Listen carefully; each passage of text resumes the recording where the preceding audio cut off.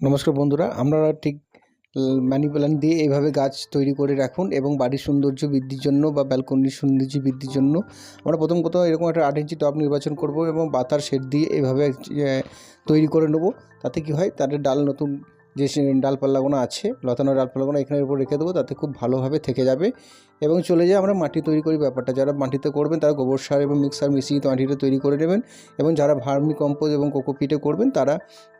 Machine নিয়ে এইভাবে তাদের গাছটি প্রতিস্থাপন করবেন এবং এইভাবে ডালগুলো নির্বাচন করবেন, লতানো ডালগুলি, এবং এর মধ্যে টবের মধ্যে দিয়ে ভালো করে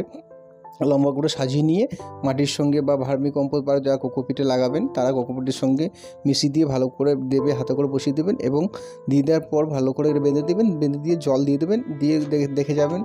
যে এইভাবে প্রতিস্থাপন করা হয়ে যাওয়ার পর আপনারা কিছুদিন পর এইভাবে ডালগুলো নতুন করে লেগে এইভাবেই আপনারা প্রতিস্থাপন করুন এবং বেলকনিটা ভালো করে সাজানো।